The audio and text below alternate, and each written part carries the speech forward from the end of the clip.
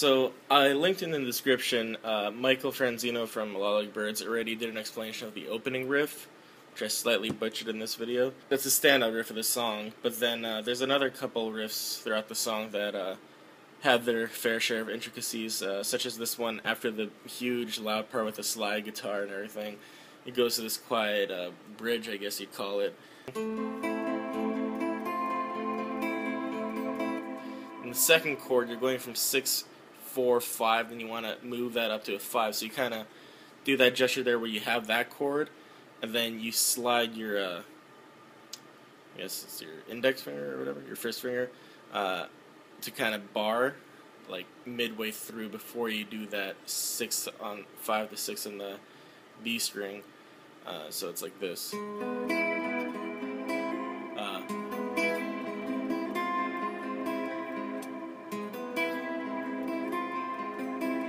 So you got a bit of a slide within a chord, and then after that it's easy. But at the end you got to switch from picking to finger picking, because you're going, and you remove your pick, and you bring your pick back in.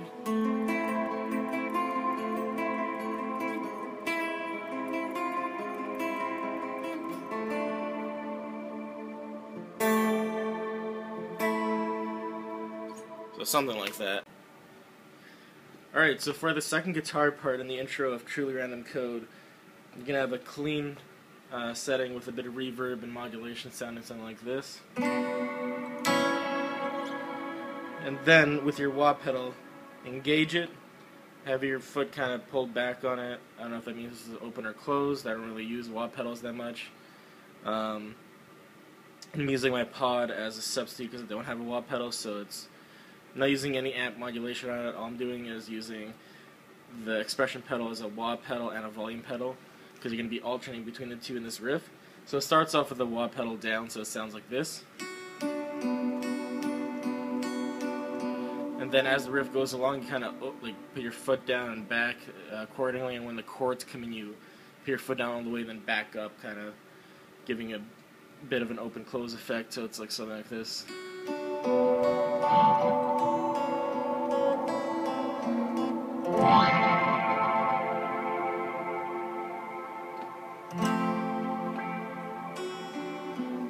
So for that one chord, he kind of kicks back into the clean setting. So you get a clean ring out, and then you engage the wah again and go back into the riff. And then the vocals come in, and then the progression continues. And then you would, after that, chords going in and out like this. When the last one fades out, you got a couple bars to turn this into the volume pedal all the way down, turn on an overdrive or switch your distortion channel, and then the next part is going to be volume swells with that reverb still engaged, kind of going like.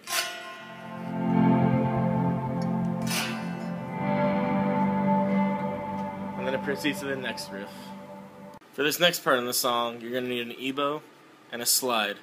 They specified in the tab book, and if you go through their studio pictures when they recorded a conversation piece, you'll see them playing a guitar like lap steel with a slide and an EBow. I can't play it that way because I hardly play with a slide as is, and an EBow is pretty tricky, especially when you got to jump between two different strings for a riff. So for this riff, the way I kind of slid by is I relied on the slide to kind of generate the note, and then using the neck pickup on the guitar, I kind of hovered the EBow over the pickup to generate more noise. So I'm going to do that now by starting with a little bit of a note, and then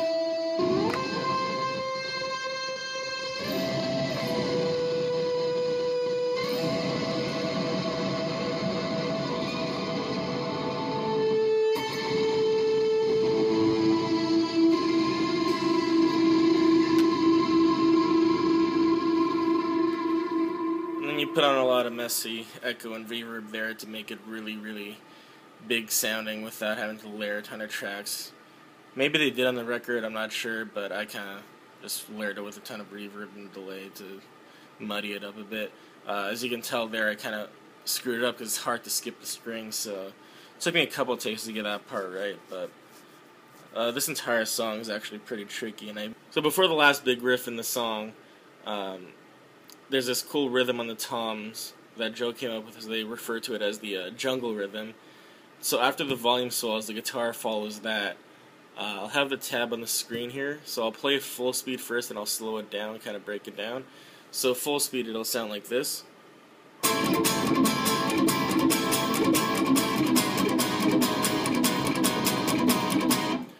So the pattern is basically 1, 1, 2, 1, 2, 1, 1. So doing it slowly. And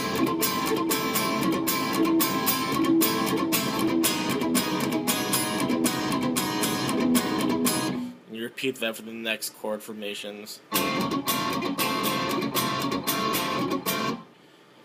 And that's wrong.